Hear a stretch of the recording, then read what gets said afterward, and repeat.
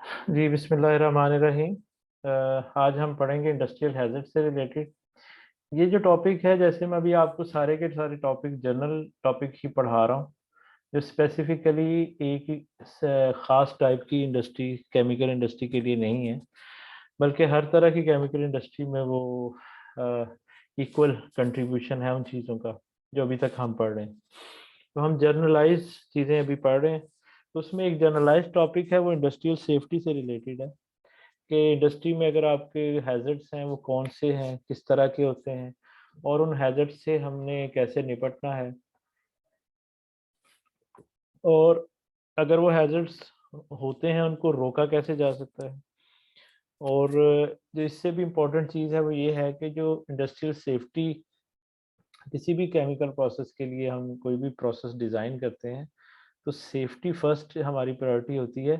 एक तो सेफ्टी है ना, ह्यूमन सेफ्टी है, या हम स्लिप ना हो जाएँ, आग लगने की सूरत में इकट्ठी हो जाए। इसके अलावा अगर कोई अनप्रेडिक्टेबल किस्म का इंसिडेंट हो जाए, तो हमने उससे फिर कैसे कोप अप करना है, ये सारी चीज़ें हम इंडस्ट्रियल हैज़र्ड्स में देखते हैं। A hazard is a situation that possess a level of threat to life, health, property और एनवायरनमेंट।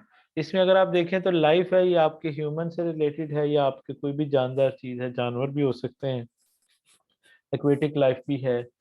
ये और इन सब हेल्थ है कि आपको वहाँ से कुछ ऐसे फ्यूम्स निकल आए या कोई ऐसी टॉक्सिक किस्म की चीज़ें, मेटल्स, जो कि आपको कार्सिनोजेनिक भी हो सकती हैं, आपका अस्थमा, इस किस्म का कोई भी प्रॉब्लम क्रिएट कर सकते हैं, उनसे कैसे हमने कवर करना है। फिर प्रॉपर्टी, यानी कि आपको कोई ऐसा धमाका हो जाए कि आपकी बिल्डिंग उड़ जाए।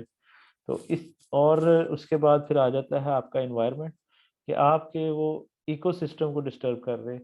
आपकी ओवरऑल जो है क्लाइमेट चेंज पे इम्पैक्ट आ जाए या कोई लॉन्ग टर्म या शॉर्ट टर्म किस्म का एनवायरनमेंट को नुकसान ना पहुँचे। तो ये सारी की सारी जो चीज़ें होती हैं, ये थ्रेट जो हैं, लाइफ, हेल्थ, प्रॉपर्टी और एनवायरनमेंट, ये चारों के चारों हैज़र्ड्स में आते हैं।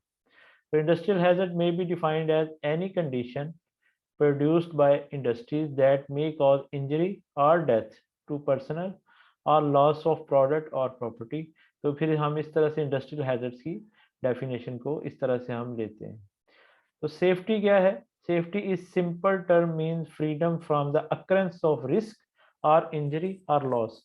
इस सेफ्टी के चक्कर में फिर हम सारे वो काम करते हैं, हम प्रिकॉशनरी मेजर्स लेते हैं कि हमें किसी किस्म का कोई नुकसान ना हो। Industrial safety refers to the protection of workers from the danger of industrial accidents। अब जो इंडस्ट्रियल एक्सीडेंट्स हैं वो काफ़ी तरह के होते हैं, वो आपके प्लांट के ऊपर काम करते हुए भी हो जाते हैं। अक्सर इंडस्ट्रियों में ऐसे गोल चीज़ रोल रोल लगे होते हैं, तो उसके आगे एक येलो कलर की पट्टियाँ लगी होती हैं कि इससे आगे जाना है तो भाई देख के संभल के, ताकि वहाँ पर वही जाए जो कि टेक्निकल बंदा है, जो उस मशीन को ठीक करना चाहता है, जो उसको हाथ लगाना चाहता है, जो अपने मुकम्मल होशो-हवास में है और उसके अंदर किसी किस्म का इस तरह का उसके अंदर इश्यू नहीं है कि वो इग्नोरेंस तरीके से मशीन इधर बातें कर रहा है, मोबाइल से खेल रहा है और उधर मशीन को टच कर रहा है। ये बहुत ज़्यादा रिस्की होता है अगर वो अटेंटिव और उस हैज़र्ड्स के बारे में मुकम्मल इन्फॉर्मेशन नहीं है उसको। उसके बाद आ जाता है जनरल हैज़र्ड्स इन इंडस्ट्री। ये पॉइंट्स लिखे हुए हैं, इनको फिर हम आप इसको मज़ीद डिटेल नेट पे भी देख सकते हैं या डिस्कस भी कर सकते हैं। मेरे पास बुक्स भी हैं, आप उसमें से भी देख सकते हैं। तो फायर हैज़र्ड्स है इंडस्ट्रियल हैज़र्ड्स में, जो एक है कि आग लग जाए, ये जनरल है, आपको पता है कि किसी भी तरह के रिएक्शंस हैं, एक्ज़ोथर्मिक रिएक्शंस हैं, वहाँ पर टेम्परेचर राइज़ हो गया, इतना राइज़ हो गया कि आग लग जाए। इसी तरह से आपके कुछ ऐसे रिएक्शंस हैं जिसमें burning with oxygen, burning reactions हैं, ऑक्सीजन के साथ रिएक्शंस हैं। कोई भी केमिकल आपका उसके साथ रिएक्ट करके तो फिर आग लग सकती है। उस आग से रिलेटेड जितनी भी प्रिकॉशनरी मेजर्स हैं वो फिर हम लेते हैं। और ये हैज़र्ड्स, फायर हैज़र्ड जो है जनरल है, इसके लिए फिर हमें फायर एक्सटिंग्विशर सिस्टम और एक मुकम्मल सेफ्टी सिस्टम जो है हम फैक्ट्रियों में इंस्टॉल करते हैं। जैसे इलेक्ट्रिक शॉक लग जाए, उससे भी आग लग जाती है, उससे कैसे बचना है, हमारा मटेरियल कौन सा है, अगर टेक्सटाइल मटेरियल है, कपड़े को आग लग सकती है तो हम वहाँ पर उन चीज़ों को दूर रखना। फिर इस तरह से केमिकल की वजह से फिर आपके जो फायर एक्सटिंग्विशर सिस्टम है वो भी हर किस्म की फायर के लिए अलग हैं, बिजली के लिए अलग हैं और दूसरी फायर के लिए अलग हैं, लकड़ी पे लग गई तो उसके लिए अलग होते हैं। इसी तरीके से फायर हैजर्ड्स से बचने के लिए हमारे पास ऑटोमेटिक शावर्स होते हैं इंडस्ट्री में। आपने अक्सर मूवीज में भी देखा होगा और भी इंडस्ट्री में देखा होगा कि एकदम से आग लगती है तो पूरे सिस्टम में, पूरी बिल्डिंग में एकदम से शावर आना शुरू हो जाता है तो पानी। तो इस तरह से मुख्तलिफ सिस्टम हैं, सेंसर लगे होते हैं, स्मोक डिटेक्टर लगे होते हैं, और भी बहुत सी ऐसी चीज़ें हैं जो आजकल अगर आप नेट पे देखें फायर सेफ्टी से रिलेटेड तो बहुत सी अच्छी चीज़ें आ गई हैं जो कि हम यूज़ करते हैं। इसके अलावा इंसान उससे जल के ना मरे उसके लिए उनके स्पेशल यूनिफॉर्म्स होते हैं ऐसी जगह पे काम करने के लिए जहाँ पे फायर हैजर्ड्स का चांस है। वो यूनिफॉर्म जो है वो फ्लेम रिटार्डेंट फिनिश लगी होती है, अगर इसकी एक्चुअल टर्म है। वो क्या होता है कि वो फ्लेम से आपको बचा के रखता है, ताकि वो लिबास है बेशक वो कॉटन का, उसके ऊपर अगर फिनिश लगी हुई है तो वो आपको आग नहीं लगती, आपको आग से कैप्चर नहीं होता। इसके अलावा हम मास्क इस तरह के पहनते हैं, गॉगल्स हैं, आपके हेलमेट हैं, तो इस तरह की काफ़ी हमारा पूरा यूनिफॉर्म होता है इंडस्ट्री में अगर आप काम करें। इस तरीके से मैकेनिकल हैजर्ड्स है, जैसे मशीनरी का पुर्जा चल रहा है वहाँ पे तेज तेज है, आपका हाथ आ गया तो लोगों के बाजू कट जाते हैं, उंगलियां कट जाती हैं, पूरे का पूरा बंदा मशीन खा लेती है, पकड़ लेती है। तो इस किस्म के भी कामों से बचने के लिए हम मैकेनिकल हैजर्ड्स होते हैं उससे बचने के लिए मुख्तलिफ तरीके लगाए जाए, जैसे मैंने बताया या हम वहाँ पे पट्टियाँ लगा देते हैं उसको रोकने के लिए लोगों को। फिर इसके अलावा हम अगर ज़्यादा खतरनाक जाली लगा देते हैं, जाली भी लगा दिया, अगर दरवाजे लगा दिए, ताकि ये ना हो कि चलता फिरता बंदा या जानवर या बिल्ली या कुत्ता या चूहा इस तरह की कोई भी चीज़ वहाँ पे आए तो वो ओवरऑल आपका सिस्टम भी शट डाउन होता है, आपकी इंडस्ट्री भी सफ़र करती है और आपका काम भी रुक जाता है। तो उससे फिर उसको फिर मेंटेनेंस करने के लिए, उसको रोकने के लिए फिर हमें काफ़ी मेहनत करनी पड़ती है। इलेक्ट्रिक हैज़र्ड्स अगेन उसी तरह जैसे मैंने बताया कि इलेक्ट्रिक से बिजली का शॉर्ट सर्किट होना, उससे फिर आग भी, फायर हैज़र्ड भी क्रिएट हो सकता है। और इलेक्ट्रिकल से और भी आपके होते हैं इंडस्ट्री में ना, इन्होंने अर्थ किए होते हैं सिस्टम कि आपको मशीन से करंट ना पड़े, उसके लिए काफ़ी ज़्यादा इन्होंने ना वो सिस्टम फिर। लेकिन कहने का मकसद है कि कुछ भी ऐसा रिस्की फैक्टर जो बिजली से रिलेटेड है वो आपने उसको रोकना है। बिजली की नंगी तारें नहीं होनी चाहिए, उसके ऊपर कोटिंग होनी चाहिए, फिर आपका सिस्टम पूरे का पूरा ग्राउंड अर्थ होना चाहिए। फिर उसके बाद जो आपकी मशीनें के पैनल लगे हों उसमें भी आपके ये ना हो कि करंट हो तारों में। तो इस तरह की सारी चीज़ें सेफ्टी से रिलेटेड, और उन हैज़र्ड्स, हैज़र्ड मतलब वो खतरा कहाँ-कहाँ है, तो ये इलेक्ट्रिक खतरे होते हैं इलेक्ट्रिकल टाइप के। इस तरह से केमिकल हैज़र्ड है, आपने बहुत ज़्यादा एसिड, स्ट्रॉन्ग एसिड यूज़ कर रहे हैं, स्ट्रॉन्ग एल्कली यूज़ कर रहे हैं, तो आपने हाथों पे ग्लव्स किस तरह के पहनने हैं, वो हम देखते हैं। फिर इस तरीके से आपके फ्लोर पे जैसे एसिड्स हैं, तो एसिड अगर फ्लोर पे आप ले जा रहे हैं, उसके ड्रम तो फर्श पे गिरेगा, फर्श खराब होगा, तो इसके लिए हमारे पास स्पेशल कोटिंग्स होती हैं जो हम फ्लोर कोटिंग करते हैं। और इसके अलावा हमारी मशीनरी के अंदर भी बहुत सी कोटिंग्स हम करते हैं ताकि हम उन केमिकल्स से मशीनें ख़राब ना हो। जैसे मैंने आपको बताया था कि क्लोरीन जो है वो बहुत ज़्यादा टॉक्सिक है, उसके लिए डेंजरस है आपके स्टील के लिए, तो मशीनों के ऊपर क्लोरीन लिखा होता है कि क्लोरीन से इसको बचा के रखना है। तो हम लोग क्या करते हैं कि वहाँ पर अगर क्लोरीन यूज़ करनी पड़ जाए तो फिर हम उस स्टेनलेस स्टील या कोई भी इवन 316 एल भी हो तो हम उसके अंदर कोटिंग्स कर देते हैं ताकि केमिकल डायरेक्ट जो है आपकी मशीनरी को ख़राब ना करे। लेकिन आपको हैज़र्ड्स का पता होना चाहिए। तो एसिड बेस के अलावा भी आपको पता है रिड्यूसिंग एजेंट, ऑक्सीडाइजिंग एजेंट, इसके अलावा बहुत से ऐसे जिनको आग जल्दी लग जाती है, जिनका बॉइलिंग पॉइंट कम होता है, बहुत से ऐसे सॉल्वेंट्स हैं, ठीक है, जो आप ओपन एयर में भी रखें तो ऐसे एकदम आग पकड़ लेते हैं, जैसे आपको पता है ईथर्स हैं, इसके अलावा एसीटोन है, इस तरह की जो चीज़ें होती हैं इनको भी आग से बचाना, पेट्रोलियम की जितनी प्रोडक्ट्स हैं वो आग से बचाना, तो ये केमिकल हैजर्ड्स ही हैं, एकदम से इनको आग लग जाती है।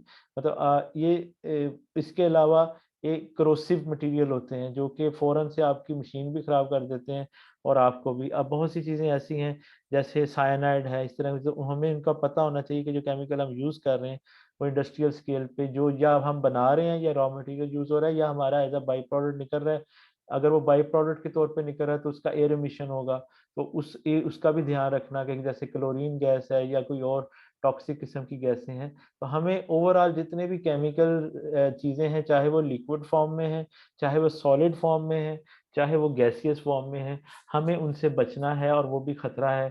केमिकल इवन एक सादा जो चीज़ होती है जैसे पेट्रोल है, अगर हम कहेंगे हमें उससे कुछ नहीं होता, हाथ लगाना है, लेकिन अगर आप लॉन्ग टर्म देखें तो जितने भी सॉल्वेंट्स हैं इनको हाथ लगाना भी सेफ नहीं है।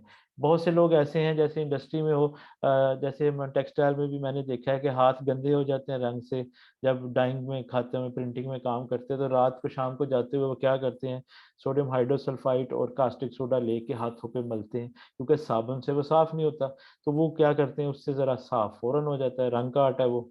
तो इस तरह के काम करते हैं, तो ओवरऑल ये चीज़ें डेंजरस होती हैं। इससे एक्यूट क्रॉनिक किस्म की दोनों टाइप्स की प्रॉब्लम आने का चांस होता है। तो हमने क्या करना होता है कि हमने कोशिश करनी होती है ओवरऑल कि केमिकल्स को अवॉइड करें, जितना कम से कम हाथ लगाएं, डायरेक्ट इंटरेक्शन उनके साथ ना हो। फिर फार्मास्यूटिकल हैजर्ड्स हैं, बहुत सी चीज़ें ऐसी हैं जो कि आपके फार्मास्यूटिकल से रिलेटेड है, इस तरह से रेडिएशन है। अगर आप टॉक्सिक कोई ऐसा काम कर रहे हैं जिसके अंदर अल्फा बीटा गामा या कोई और एक्सरेज या इस तरह की चीज़ें यूज़ हो रही हैं आपके ऑपरेशंस में, जैसे मैंने आपको बताया था कि जैसे फूड इंडस्ट्री की अगर आप बात करें तो फूड प्रिजर्वेशन में हम रेडिएशन को यूज़ करते हैं। इसके अलावा हमारे बहुत से ऑपरेशंस हैं, जैसे अगर टेक्सटाइल में भी बात करें तो वहाँ पर भी इंफ्रारेड रेडिएशन का रेगुलर यूज़ है, और भी बहुत सी रेडिएशंस हैं जो हमारे किसी न किसी प्रोसेस में कहीं न कहीं यूज़ हो रही होती हैं। तो हमें ये पता होना चाहिए कि रेडिएशन कहाँ से कहाँ जा रही है, उसकी कवरिंग क्या है, ये ना हो कि ह्यूमन एक्सपोज़र हो रहा हो और ओवरऑल उससे प्रॉब्लम हो। सेम जो डस्ट एक्सप्लोजन है, ये भी यही है कि आपके डस्टी एनवायरनमेंट में कोई इस तरह की चीज़ हो के उससे पाउडर से एक्सप्लोजन भी हो सकता है। इसके अलावा बहुत सी चीज़ें ऐसी हैं जैसे डस्ट रिलेटेड केमिकल्स हैं, जैसे बहुत से केमिकल्स ऐसे हैं जो कि ग्रैनुल फॉर्म में नहीं होते, पाउडर फॉर्म में। जैसे अगर डाइस की बात करें, कलर्स की बात करें, डस्टी किस्म के होते हैं, तो वो भी नॉन डस्टी होने चाहिए, मतलब उसमें जिस तरह की सफोकेशन हो, बंदा बेहोश होकर गिर जाए, ये भी देखने चाहिए। और इसके अलावा उनको आग लगने का भी चांस हो तो उनको भी हमने देखना है। तो ओवरऑल ये जर्नल से कुछ लिखे हैं, इसके अलावा और भी हो सकते हैं। अब हम अगर वन बाय वन बात करें फायर हैजर्ड की, तो fire is an exothermic chemical reaction between oxygen and fuel. तो जब भी फायर की बात होगी, यानी आपको पता है बर्निंग विद ऑक्सीजन, ये हमारा मेन है। और ये एक्सोथर्मिक रिएक्शन होता है, आपको पता है इसमें हीट निकलती है, इसमें डेल्टा एच जो है नेगेटिव होता है, उसमें से हीट निकल रही होती है। तो कंबस्शन, स्लो कंबस्शन, जैसे कॉटन वेस्ट की बर्निंग है, या इसमें और इस तरह से जैसे मैंने आपको बताया कि पेट्रोलियम है, इस तरह के सॉल्वेंट्स हैं, उनको जल्दी भी आग लगती है। इसके अलावा स्पॉन्टेनियस कंबस्शन ऐसी है इनको खुद ब खुद आग लगती है, यानी कि मौका ढूंढते हैं कि ऑक्सीजन के साथ रिएक्शन हो जाए। इसमें पेंट भी है, स्क्रैप और भी बहुत सी चीजें हो सकती हैं, फॉर एग्जाम्पल है। ठीक है, तो effect of fire on people take the form of skin burn. ठीक है, स्किन आपकी पता है जल जाता है बंदा, उससे खराब हो जाती है। ये एक मोटे मोटे उसके पॉइंट है, बाकी जो मैंने पहले बोल दिए। इसकी रिकॉर्डिंग भी मैंने इसीलिए किया, तो ये रिकॉर्डिंग मैं उस पे अपने यूट्यूब चैनल पे अपलोड कर दूंगा, तो आप इसको पॉइंट्स को दोबारा भी सुन सकते हैं, और ये सारे पॉइंट आप नोट कर लीजिएगा। इसके अलावा को आपको और पॉइंट भी मिले तो आप वो भी ऐड कर सकते हैं। The effect of fire on people, यह हो गया बात। Fire can take several different including jet fires, pool fires and boiling liquid expansion, vapour explosion, इस तरह के और भी पॉइंट्स आपको इसमें मिल जाएंगे। तो सोर्सेज ऑफ फायर हैजर्ड के कहाँ से आग लग सकती है, वो फिर आपने देखना। हॉट सरफेस है, जैसे बहुत सी ऐसी आपके मैकेनिकल मशीनें होती हैं जिसके ऊपर आहिस्ता आहिस्ता अंदर से टेम्परेचर बढ़ता जाता है और सरफेस पे आ जाता है, लेकिन सरफेस के ऊपर कोई ऐसी चीज़ें बाहर पड़ी होती हैं जो वहाँ से उसके टेम्परेचर से वो आग पकड़ लेती हैं, और ओवरऑल कोई केमिकल भी मतलब उसको आग पकड़ सकता है। और इवन खुद मशीन के ऊपर भी बाहर कोई चीज़ है तो वो भी उसको, जैसे कपड़ा पास रखा हुआ है, वो कॉटन या ऐसी फैब्रिक या कोई कागज पड़ा हो तो उसको आग लगने का चांस है। तो हॉट सरफेस भी एक है, लाजमी नहीं कि आग डायरेक्ट लगे, हॉट सरफेस भी डेंजरस होती है, उससे भी आपको बचना चाहिए, उससे दूर रहना चाहिए। अगर आप मशीनों की बात करें, मशीनों के अंदर जो प्रोसेस हो रहा होता है उसमें टेम्परेचर इवन बहुत ज़्यादा राइज कर देता है, तो उसके अंदर प्रेशर भी होता है, टेम्परेचर भी होता है, तो इवन उसको हाथ लगाएं तो आपका हाथ ऐसे जलता है, आपको लग पता जाता है। तो अगर उस सरफेस के करीब कोई ऐसा मटेरियल आ जाए जिसको आग लग सकती है, तो वो आपको ओवरऑल बहुत ज़्यादा प्रॉब्लमेटिक हो सकता है। इस तरह कंबस्टिबल एंड फ्लेमेबल लिक्विड्स मैंने आपको बता दिए, जैसे ज़ाइलिन है, एसीटोन है, ईथर्स हैं, ये ऐसे सॉल्वेंट्स जो हैं, जो हमारे पेट्रोलियम मसनूआत हैं, इनको भी आपने दूर रखना होता है इस तरह की चीज़ों से जहाँ पे आग लग जाए या इस हाई टेम्परेचर की तरफ ना जाए। हीट यूटिलाइजेशन इक्विपमेंट, कोई ऐसी चीज़ जो है जो आपकी हीट यूटिलाइज हो रहा है इक्विपमेंट में, उससे ओवरऑल हीट होता होता इतना ज़्यादा हीट अप हो जाए कि वहाँ पर भी आग लगने का चांस हो। तो ये भी ऐसे प्रोसेस होते हैं। उसके लिए हम क्या करते हैं कि एक ओवरऑल हमने वहाँ पे टेम्परेचर के और प्रेशर की गेज लगाई होती हैं, ठीक है? टेम्परेचर के वो जो है वो मतलब अगर राइज़ करे तो some time even auto trip भी हो जाती है। मशीन हॉट हो रही है, जैसे आपकी गाड़ी का इंजन अगर हॉट हो जाए बहुत ज़्यादा तो सम टाइम आपकी गाड़ी का इंजन ख़राब भी कर देती है। तो एक ख़ास लिमिट तक का टेम्परेचर, उसके बाद फिर हमने यहाँ पर सिस्टम लगाए होते हैं कि वो ऑटो शट डाउन वाला सिस्टम भी होता है। केमिकल प्रोसेस इक्विपमेंट है, इस तरह से कोई केमिकल प्रोसेस हो रहा है, उसके अंदर कुछ ऐसा से हो गया है कि वो टेम्परेचर राइज़ कर रहा है, तो उसको भी देखना है। लाइटनिंग है, ठीक है? उसके अलावा गैस सिलेंडर्स हैं, ये सारे के सारे क्या हैं? सोर्सेज़ ऑफ फायर हैज़ार्ड, इनसे आग लगने का चांस होता है, ठीक है? लाइटनिंग ये आपकी आसमानी बिजली भी हो सकती है और इसके अलावा आपको एकदम स्पार्क पैदा होता है, उससे भी हो सकती है। गैस सिलेंडर्स हैं, ये यहाँ से भी आग लगने का चांस है। ओवन, फर्नेस, रिएक्टर वेसल, वो भी मतलब ये सारी चीज़ें कि इनको देखें तो आपके ज़हन में फ़ौरन आ जाना चाहिए कि आग लगने का चांस है। तो लेकिन ये नहीं कि सारी आग लगाती हैं, इनमें से कुछ ठीक होती हैं, लेकिन आपको ओवरऑल इंडस्ट्री में जो भी प्रोसेस है। अच्छा, एक और मज़े की बात बताऊँ जो पॉइंट आपने याद रखा है, आम तौर पे पूरी फैक्ट्री में ना हमने ना ऑपरेशनल जो सिस्टम ऐसे बनाए होते हैं कि अगर अल्लाह ना करे आग लग भी जाए ना एक जगह पे, तो हैज़र्ड्स हो जाए, तो वो वहीं पे रहे। ये नहीं है कि वो फैल के पूरी फैक्ट्री को आग में ले जाए। ये एक बहुत टेक्निकल पॉइंट है जो अक्सर जगह पे लोग पता नहीं होता। मतलब करते हैं इंडस्ट्री वाले ऐसा, लेकिन आम बंदा समझता है कि ये जो है ना, मतलब ये नहीं है कि फैक्ट्री के एक कोने में आग लगी है, गोदाम में आग लगी है, पूरी फैक्ट्री बड़ाम से उड़ गई। ऐसा होता नहीं है। अगर होता है तो फिर उनकी केयरलेसनेस है। अदरवाइज़ सिस्टम ऐसा डिज़ाइन किया जाता है कि आग लगे, फैल के एक ख़ास जगह पे आके ख़त्म हो जाए, नेक्स्ट ऑपरेशन को, नेक्स्ट खाते को या नेक्स्ट मशीन की तरफ ना जाए। तो ये भी बहुत ज़रूरी होता है। तो ये करते हैं अक्सर जगह पे, स्पेशली ये जो बड़ी-बड़ी इंडस्ट्रीज़ होती हैं, वहाँ पर बड़े हैज़र्ड्स को अपने आप को बचाने के लिए फिर ऐसा किया जाता है। और उसके बाद आते हैं हम रिएक्टर्स, वेल्डिंग, कटिंग, इन सब में स्पार्क पैदा होता है, आपको पता है, उससे फिर बचने के लिए हमने आग से बचना होता है। Spark from metal to metal contact, इससे भी पॉसिबल। केयरलेसनेस तो ऑब्वियसली ह्यूमन एरर से आग लगने का चांस काफ़ी ज़्यादा होता है। इस तरीके से मैकेनिकल हैज़र्ड्स हैं, occur due to the large number of equipment, ठीक है? अगर वहाँ पे बहुत ज़्यादा इक्विपमेंट पड़ा हुआ है, साथ-साथ जुड़ा हुआ है, तो वहाँ से भी चांसेस हैं। क्राउडेड वर्क प्लेस कंडीशंस हैं, बहुत ज़्यादा लोग काम कर रहे हैं छोटी सी जगह पे। Frequent interaction between workers and equipment, बंदा बार-बार मशीन को हाथ लगा रहा है, कभी बंद कर रहा है, कभी चला रहा है। इससे बचने के लिए अब ऑटो सिस्टम्स आ गए हैं, ऑटो सिस्टम के ऊपर चले जाती हैं, तो वो ज़्यादा बेहतर है। इनसिक्योरली फिक्स्ड मशीनें ऐसे लगी हैं जैसे सही तरह से उनको प्रोटेक्ट नहीं किया गया, उनके आगे लाइनें नहीं लगाई गई, प्रिकॉशंस नहीं लिखे गए।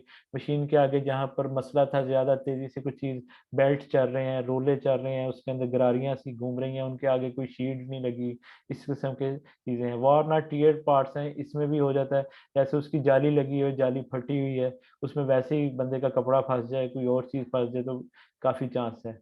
तो failure of SOP, SOPs her factory में, हर मशीन के, हर वर्कर के होते हैं।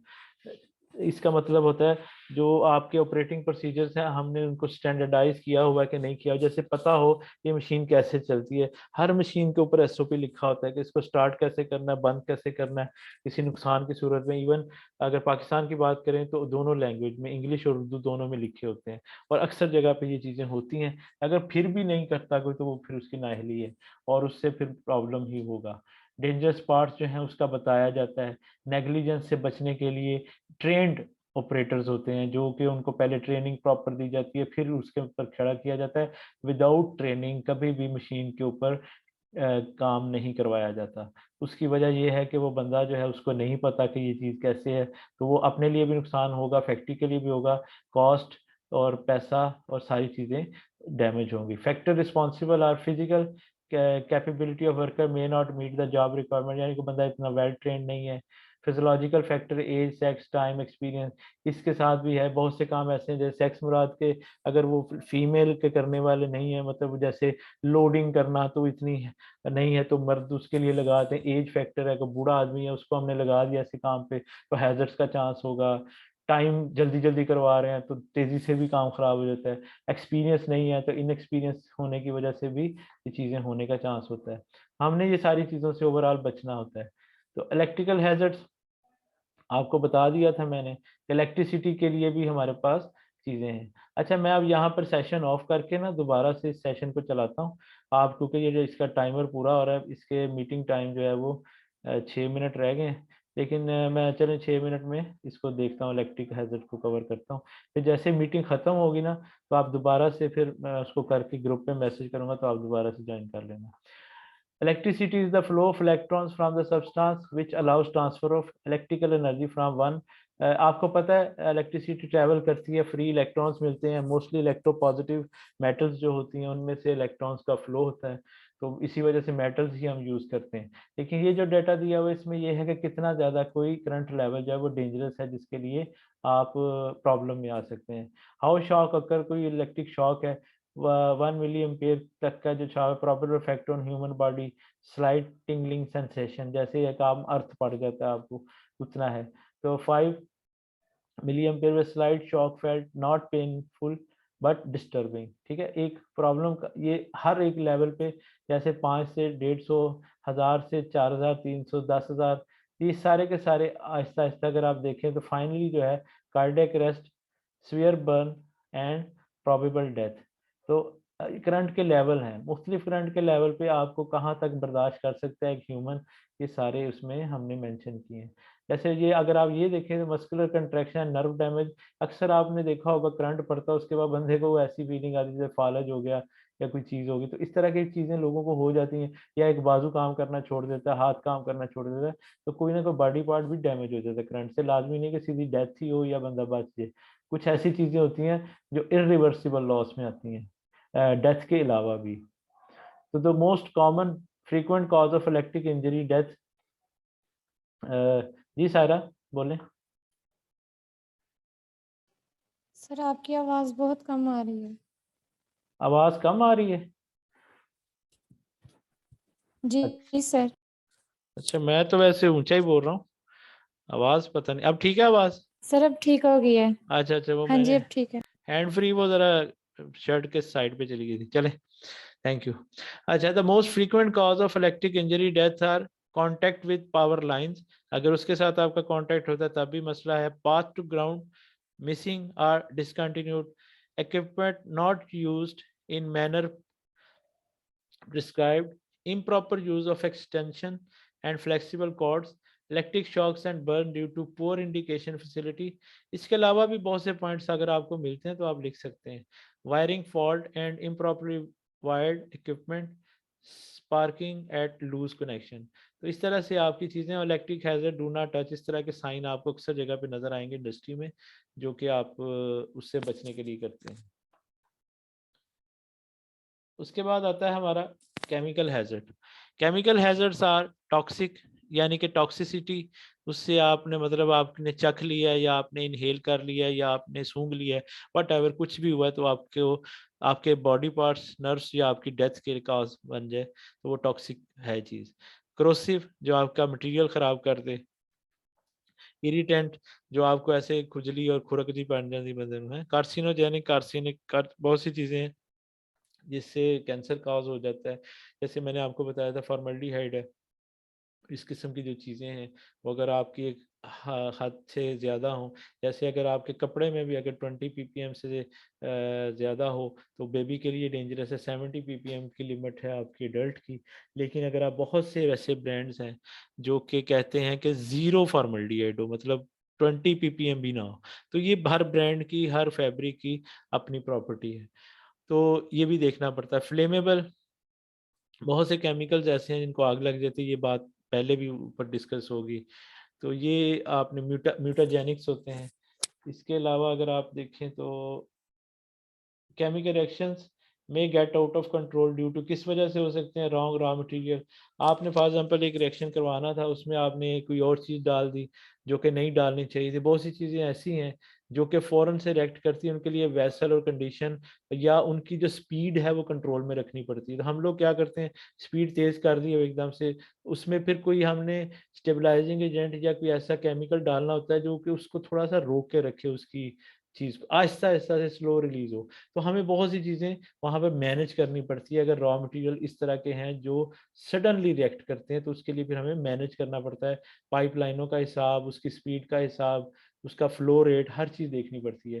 तो वो चीज़ें अगर नहीं देखेंगे प्रॉपर्ली, उनको कंट्रोल नहीं करेंगे, तो ऑब्वियसली फिर एक बड़ा केमिकल रिएक्शन से हैज़ार्ड का चांस बन जाता है। रॉ मटेरियल विद इम्प्योरिटीज़ हों, यानी कि उसमें ऐसी चीज़ आ गई है जो कि प्रॉब्लमेटिक है, तो तब भी हो सकता है। तो इसलिए रॉ मटेरियल जहाँ से लें उसकी प्योरिटी का भी ख़्याल रखना चाहिए। चेंज ऑपरेशन कंडी आपने कोई ऐसा पहले प्रोसेस कर रहे थे, अब आपने कोई कंडीशन चेंज की, कोई प्रेशर चेंज किया, टेम्परेचर चेंज किया, कैटलिस्ट चेंज किया, आपने कोई और इसमें कोई चेंजेस की जिसकी वज़ह से भी प्रॉब्लम हो सकता है। कुछ टाइम डिले, मतलब कुछ एक था कि उसके बाद आपने उसको निकाल लेना था। आपने टाइम पे नहीं निकाला, कोई डिले हो गया, कोई प्रोसेस स्लो हो गया, उसकी वज़ह से कुछ और बनना शुरू हो गया। तो ये सारी चीज़ें आपको पता होंगी, तो आप इंशाल्लाह ताला इससे प्रॉब्लम नहीं होगा। फिर जो मेन चीज़ है कि इक्विपमेंट भी आपका ख़राब हो सकता है, उससे भी ये चीज़ें पॉसिबल हैं कि प्रॉब्लमेटिक हो सकती हैं। तो भोपाल पास्ट ट्रेजेडी, ये एक इंसिडेंट हुआ था भोपाल में 1984 में, उसका ये ज़िक्र है। तो ये बस आप पढ़ लीजिएगा, इसमें बस उसके बारे में बताया कि कैसे हुआ था। Effect of chemical on exposure, skin, ये सारे उसके पॉइंट इफ़ेक्ट्स हैं। तो ये भी सिंपल आपने पढ़ने हैं। फार्मास्यूटिकल हैज़र्ड्स हैं, तो ये भी असल में ये अब सेशन क्लोज़ होने वाला बंद है, इसलिए मैं जल्दी-जल्दी कर रहा हूँ। So some general health hazards in manufacturing of pharmaceutical include dust, noise explosion, exposure to UV radiation, exposure to formaldehyde, repetitive motion disorder, ये सारे इस तरह के उसमें हो जाए। डस्ट एक्सप्लोजन भी इसी तरह से है। The term dust is used if the maximum particle size of the solid in the mixture is 500 millimetre है, तो हम उसको डस्ट कहते हैं। डस्ट का भी एक स्टैंडर्ड है कि हम डस्ट किसको कहते हैं। Dust explosion is a rapid combustion of a dust cloud. Drying, milling and blending operation generates atmospheric and fugitive dust emission. During wet granulation, compounds and tablets coating hazards, air pollutant